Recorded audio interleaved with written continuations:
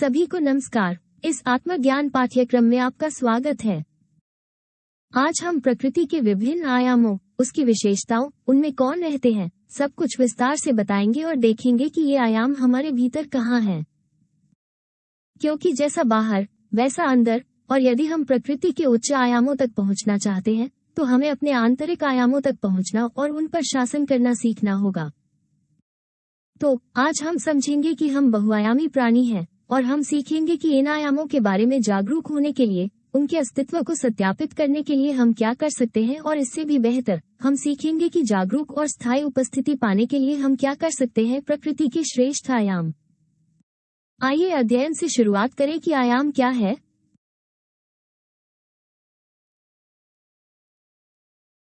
आयाम चेतना का एक स्तर है, और चेतना का स्तर ज्ञान का स्तर है या वास्तविकता की धारणा का स्तर है, और हमारी चेतना के स्तर के अनुसार यह वास्तविकता की हमारी धारणा होगी।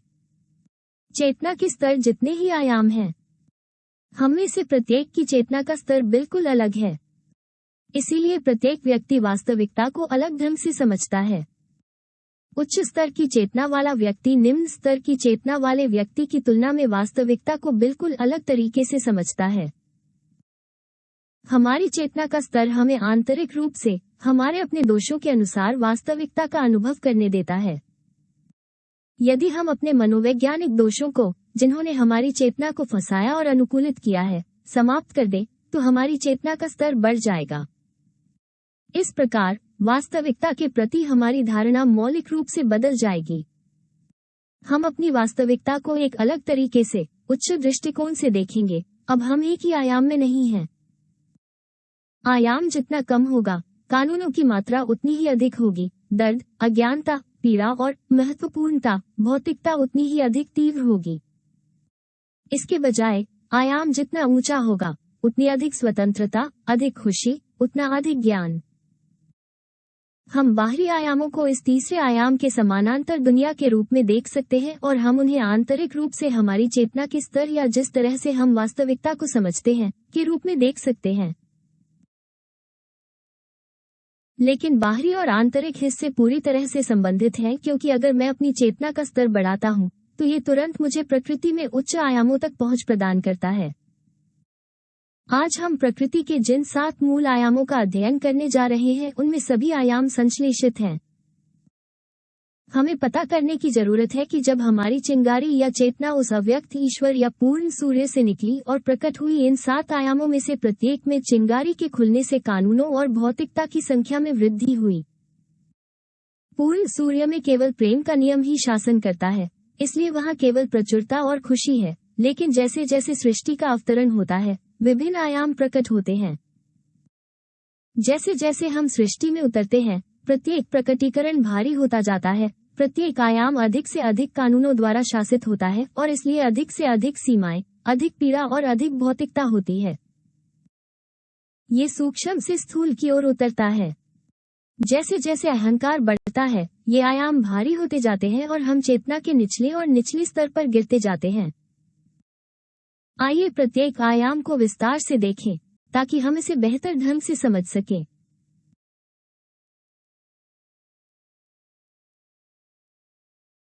पहला आयाम लंबाई या 2 बिंदुओं के बीच की दूरी है। यहाँ हमें सभी दूरियां या रैखिक माप मिलते हैं, जैसे मीटर, किलोमीटर, रॉड आदि। पहले आयाम से संबंधित दुनिया को ट्रिटोकोस्मोस कहा जाता है, जिसे नर्क भी कहा जाता है। ये सभी परमाणुओं का संसार है। इस दुनिया में मोनोसेरेब्रेट्स या प्राणियों की सभी प्रजातियां निवास करती हैं, जिनके पास केवल एक मस्तिष्क होता है जो भावनात्मक होता है, पत्थरों और खनिजों की तरह। हालांकि हम उन्हें निष्क्रिय देखते हैं और मानते हैं कि उनमें कोई जीवन नहीं है, उनके अंदर एक चिंगारी है। उनमें न केवल जीवन है, बल्कि वे पसंद और नापसंद को महसूस करने में भी सक्षम हैं। हमें ऐसे द्विप्रमस्तिष्क भी मिलते हैं जिनके पास मोटर सहज यौन मस्तिष्क भी होता है, लेकिन उनके पास रीढ़ की हड्डी नहीं होती है। यहाँ कीड़े मकोड़े और पौधे हैं।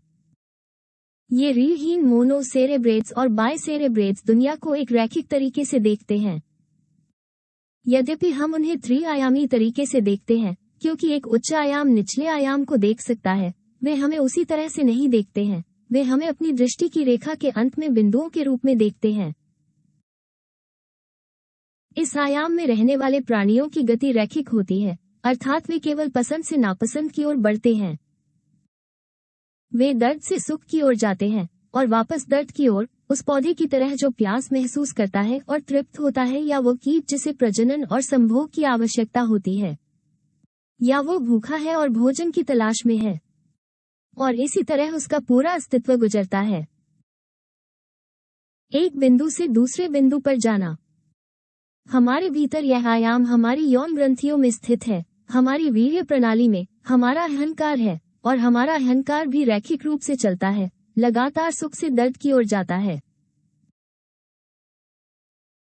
इस पहले आयाम के उप आयाम 192 से 24,576 कानूनों तक जाते हैं, तो हम देख सकते हैं कि ये वास्तव में सघन हो सकते हैं।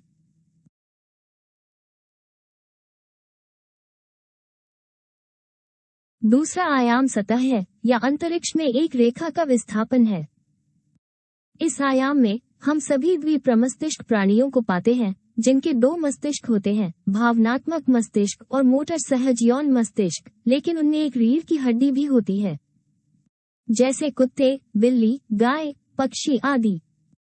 वे पसंद और नापसंद महसूस कर सकते हैं, वे स्थानांतरित हो सकते हैं, पुनरुत्पादन कर सकते हैं और भावनाओं को सहज रूप से रिकॉर्ड कर सकते हैं, इसलिए वे संवेदनाओं को रिकॉर्ड करते हैं, और इसके लिए धन्यवाद। वे विकसित होते हैं, उदाहरण के लिए भय और उदासी की कुछ अवस्थाएं। इस आयाम में रहने वाले प्राणी वास्तविकता को दो आयामों में देखते हैं, यही कारण है कि वे हमें आरोपित विमानों के रूप में देखते हैं, जैसे द्विआयामी कार्टून हम टीवी पर देखते थे। ये 96 कानूनों की दुनिया है, और इसे लिम्बो या हॉल ऑफ हेल कहा जाता है। इस आयाम में सभी सतहों या सतह माप जैसे वर्ग मीटर, वर्ग फुट, वर्ग वारा, वर्ग किलोमीटर, हेक्टेयर इत्यादि शामिल हैं। वे सभी चीजों की सतहें हैं जो दो आयामों द्वारा दी गई हैं, लंबाई चौड़ाई द्वारा या ऊंचाई से। इस आयाम में हम अपने व्यक्तित्व और अपनी सभी सतहीताओं, चीजों के दिखावे और भौतिक रूपों को पाते हैं। यह आयाम काफी भारी है, ये 96 कानूनों द्वारा शासित होता है। ये दो आयाम, पहला और दूसरा, हमारे नरक लोक हैं, क्योंकि वे इस तीसरे आयाम से निचले आयाम हैं जिसमें हम रहते हैं।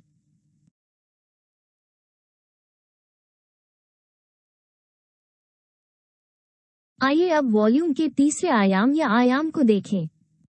यहाँ हम कार्बनिक या अकार्बनिक भौतिक उपस्थिति वाले सभी निकायों या चीजों को 3 आयामों के साथ ढूंढने जा रहे हैं, लंबाई, चौड़ाई और ऊंचाई।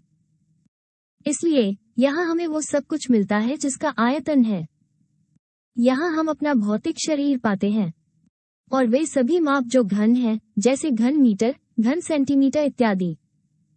जैसा कि हम देखते हैं, पिछले दो आयाम इस आयाम में समाहित हैं। इस तीसरे आयाम या भौतिक दुनिया में सभी तर्कसंगत 2 पैर वाले जानवर रहते हैं जिन्हें गलती से मनुष्य कहा जाता है, उनके 3 दिमागों के साथ, भावनात्मक, सहज मोटर, यौन और बौद्धिक।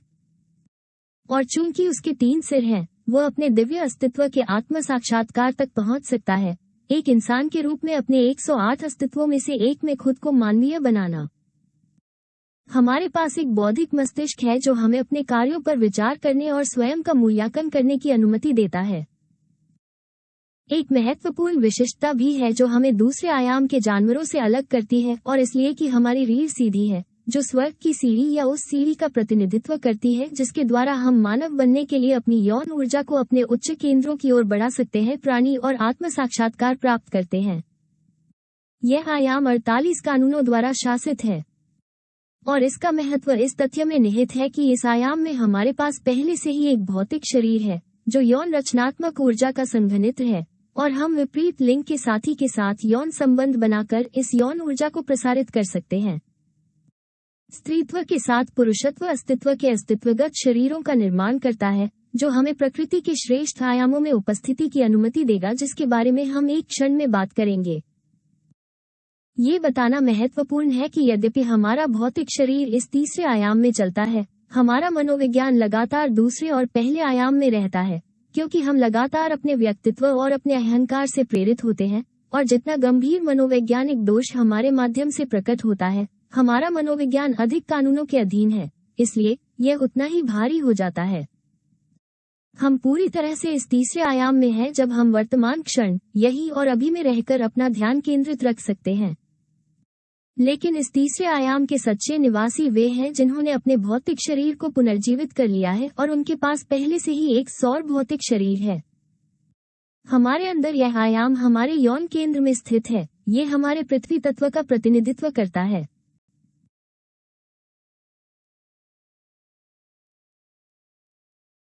चौथा आयाम समय का आयाम है और यह हमारे भौतिक शरीर की अवधि या किसी आयतन की अवधि है, किसी चीज के जन्म और अंत के बीच का समय। उदाहरण के लिए मनुष्य के रूप में हमारे पास एक ऊर्जा है जो हमें धकती है, जो हमारा ईथर भाग है। ये हमारा महत्वपूर्ण शरीर है जो भौतिक जगत के 48 नियमों के अधीन भी है, क्योंकि यह हमारे भौतिक शरीर का ऊपरी भाग है। वो हमारा चौथा आयाम है, हमारी ऊर्जा है, और वो ऊर्जा यह निर्धारित करती है कि हम कितना समय जिएंगे। यदि हमारी आंतरिक ऊर्जा, जो कि हमारा जल, हमारी यौन ऊर्जा है, के दुरुपयोग के कारण हमारा ईथर शरीर या महत्वपूर्ण शरीर बहुत खराब हो गया है, तो 30 या 40 साल की छोटी उम्र में हम खुद को थका हुआ, बूढ़ा, बीमार देखेंगे, क्योंकि वो चौथा आयाम, वो जीवन शक्ति बर्बाद हो गई है। इसलिए हमारा उपयोगी जीवन उस व्यक्ति की तुलना में कम होगा जिसने अपनी ऊर्जा का बुद्धिमानी से उपयोग किया है। इस चौथे आयाम को प्रबंधित करने के लिए हमारे लिए आवश्यकता यह है कि हम अपनी यौन ऊर्जा को बचाना शुरू करें, कि हम शुद्धता प्राप्त करें जो उन सभी का गुण है जो अपनी ऊर्जा बर्बाद नहीं करना सीखते हैं। यहाँ सचेत रूप से वे लोग निवास करेंगे जिन्होंने पहले ही अपने महत्वपूर्ण शरीर को पुनर्जीवित कर लिया है। ये चौथा आयाम वो समानांतर दुनिया है जहाँ तथाकथित जिनस स्वर्ग मौजूद हैं, जो मंदिर, शहर और स्थान हैं जिन्हें उच्च आयाम में स्थानांतरित किया गया था। हमारे अंदर यह आयाम हमारे सहज केंद्र में पाया जाता है।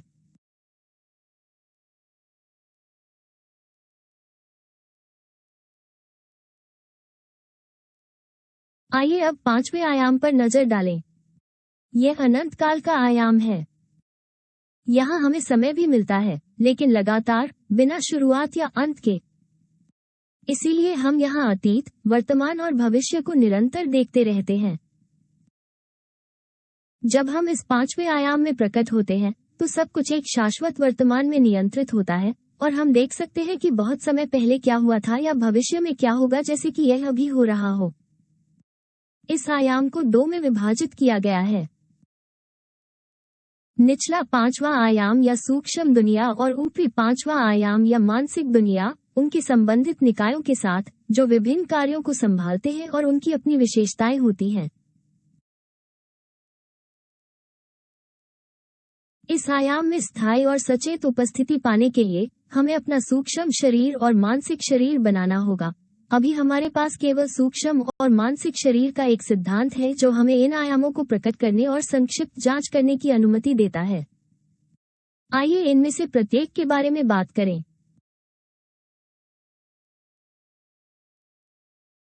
निचला 5वां आयाम सूक्ष्म जगत है। हमारे भीतर यह निचला 5वां आयाम हमारे भावनात्मक केंद्र में रीढ़ की हड्डी पर नाभि के स्तर पर स्थित है। यह आयाम केवल 24 कानूनों द्वारा शासित होता है, भौतिक दुनिया के आधे कानून, इसलिए इसमें कम भौतिकता और कम सीमाएं हैं। यहाँ हम सूक्ष्म शरीर के साथ चलते हैं जो प्रकृति में आणविक है, भौतिक शरीर की तरह सेलुलर नहीं। इसलिए इस आयाम में हम एक उंगली फैला सकते हैं या हम, उदाहरण के लिए, दीवारों के माध्यम से जा सकते हैं। ये शरीर हमारी भावनाओं, हमारी अग्नि का प्रबंधन करता है और यह सैलामेंडर से संबंधित है जो अग्नि के तत्व हैं। इस सूक्ष्म शरीर को बनाने और इस आयाम में एक स्थायी और सचेत उपस्थिति रखने के लिए, इस उद्देश्य के लिए अपनी यौन ऊर्जा का उपयोग करने के अलावा, यह आवश्यक है कि हम अपनी सभी भावनाओं पर पूर्ण नियंत्रण प्राप्त करें।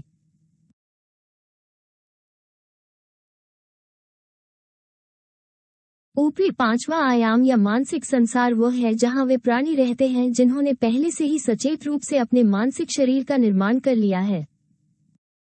तो आपका अपने मन और विचारों पर पहले से ही पूरा नियंत्रण है। यह आयाम हृदय के स्तर पर रीढ़ की हड्डी में स्थित होता है। इसका संबंध वायु तत्व से है। ये हमारी बुद्धि और हमारे प्रत्येक परमाणु के सोचने के तरीके को जन्म देता है।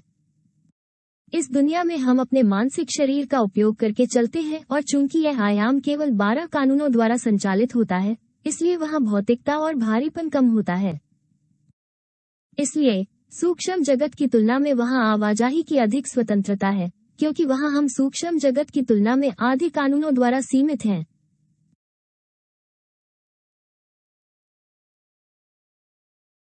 अब छठे आयाम पर नजर डालते हैं। इस आयाम को वास्तविकता या सत्य कहा जाता है। यहाँ हम पाते हैं कि क्या है, क्या था और क्या होगा। और ये पिछले वाले की तरह भी दो भागों में विभाजित है, निचला छठा आयाम या कारण संसार और ऊपरी छठा आयाम या बौद्ध संसार। यहाँ हमें सभी विद्युत चुंबकीय संसार मिलते हैं।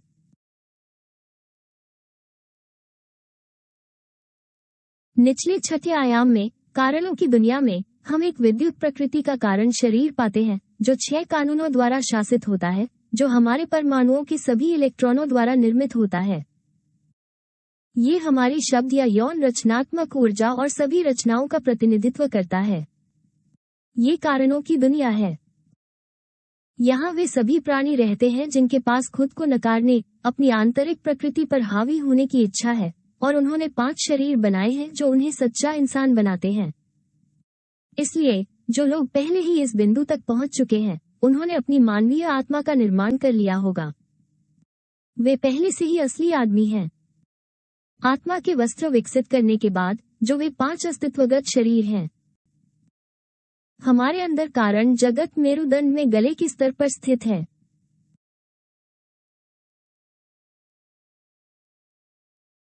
छठा श्रेष्ठ आयाम है बौद्ध विश्व या चेतना का विश्व।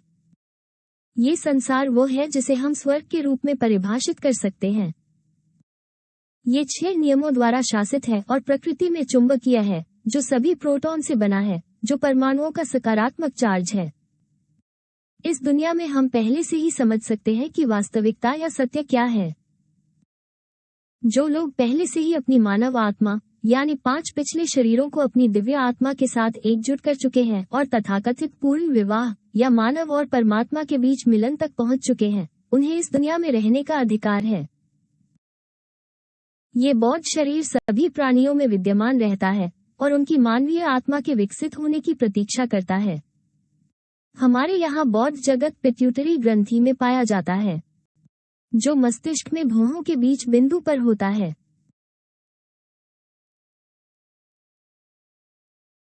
अंतिम 7वां आयाम है। इस आयाम में केवल 3 कानून हैं। यहाँ खुशी और आजादी हमारे लिए अवर्णनीय है।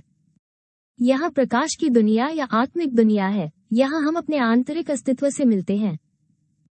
इस आयाम में रहने वाले प्राणी 100% जागृत चेतना वाले प्रबुद्ध प्राणी हैं। इस आयाम को महान सत्य या महान वास्तविकता के रूप में जाना जाता है। यह आयाम प्रकृति में फोटोन है। फोटोन पहले से ही प्रकाश है, ज्ञान है। हमारे शरीर में ये पीनियल ग्रंथि में पाया जाता है। हमें जानना चाहिए कि इन आयामों तक हमारी अभी तक पूरी पहुंच नहीं है, क्योंकि हम अपनी दिव्यता से अलग हो चुके हैं। लेकिन जब हम खुद को नकारना शुरू करते हैं, अपनी इच्छाओं को नकारते हैं, तो निचला छठा आयाम या इच्छा शक्ति की दुनिया हमारे भीतर सक्रिय होने लगती है। और हर बार जब हम स्वयं का निरीक्षण करते हैं और अपने दोषों का मूल्यांकन करते हैं, तो छठा श्रेष्ठ आयाम या बौद्ध जगत सक्रिय हो जाता है। और जब हम मृत्यु मांगते हैं और उस दोष को खत्म करते हैं, तो हमें वो प्रकाश प्राप्त होता है जो समझ या ज्ञान है, जो 7वां आयाम है। ये 7वां आयाम सबसे निचला आयाम है जिस तक हमारा दिव्य अस्तित्व पहुंच सकता है, क्योंकि यह निरपेक्ष से आता है, यानी एंटी मैटर की दुनिया से। ये हम में से प्रत्येक का आध्यात्मिक सिद्धांत है। ये हमारा विशेष योद्धा है। आध्यात्मिक शरीर भी गिरा नहीं है, ये हम में से प्रत्येक में विकसित हुआ है।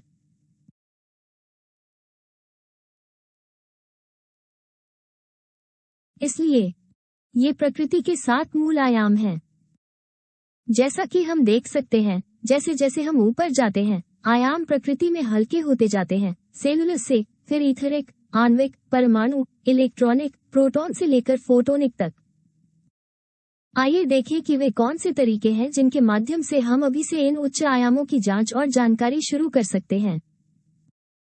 हम वास्तव में तीसरे आयाम का अनुभव तब करते हैं जब हम वर्तमान क्षण, यहीं और अभी में जीना शुरू करते हैं। तीसरे आयाम से चौथे आयाम तक जाने के लिए जिन अवस्था का उपयोग किया जाता है, तीसरे आयाम से पांचवें तक जाने के लिए सूक्ष्म और मानसिक प्रक्षेपणों का उपयोग किया जाता है। ध्यान का प्रयोग तीसरे आयाम से छठे और सातवें आयाम तक जाने के लिए किया जाता है। इन आयामों को सीधे सत्यापित करने और जानने में सक्षम होने के लिए इन विधियों का अभ्यास आवश्यक है। अब जो वास्तव में महत्वपूर्ण है वो ये है कि हम उच्च आयामों में एक स्थायी और सचेत उपस्थिति का प्रबंधन करें, और हम इसे चेतना की क्रांति के 3 कारकों पर काम करके हासिल करेंगे। मनोवैज्ञानिक मृत्यु हमें चेतना को सक्रिय करने और यौन रचनात्मक ऊर्जा को शुद्ध करने की अनुमति देती है। आध्यात्मिक जन्म सुप्रासेक्स के अभ्यास के माध्यम से हमें अस्तित्व के अस्तित्वगत निकायों को बनाने की अनुमति देता है, जो ऐसे वाहन हैं जो हमें इन आयामों में सच्ची और स्थायी उपस्थिति और इच्छानुसार आगे बढ़ने की अनुमति देंगे। और मानवता के लिए बलिदान, जो हमें अहंकार को दूर करने और प्रेम को जागृत करने की अनुमति देता है, जो कि पूर्ण का एकमात्र नियम है। इसलिए हमें ये समझना होगा कि अपने व्यक्तित्व के भारीपन और भौतिकता से छुटकारा पाए बिना ऊंचे आयामों तक चढ़ना संभव नहीं है। किसी भी आयाम में वास्तविक प्रतिनिधित्व संबंधित निकायों या वाहनों के निर्माण के बिना संभव नहीं है। हम आत्म साक्षात्कार और पूर्ण चेतना प्राप्त करने के लिए पृथ्वी ग्रह पर आए हैं, और ऐसा करने का एकमात्र तरीका स्वेच्छा से हमारी नारकीय दुनिया में उतरना है, जहां हमारा 97% सार या चेतना फंसी हुई है। इसलिए खुद पर काम किए बिना कुछ भी बनाना संभव नहीं है। और खैर, यह आज का विषय रहा है। भाग लेने के लिए आप सभी को धन्यवाद। यदि आपकी कोई टिप्पणी या प्रश्न है तो आप उसे टिप्पणियों में छोड़ सकते हैं। अगले व्याख्यान में हमारे साथ रहें, जिसमें हम सुरक्षा मंत्रों के बारे में बात करेंगे, ताकि हम सीख सके कि हमारे पर्यावरण को ऊर्जावान रूप से कैसे साफ किया जाए और हमारी ऊर्जा की रक्षा कैसे की जाए। अगली बार तक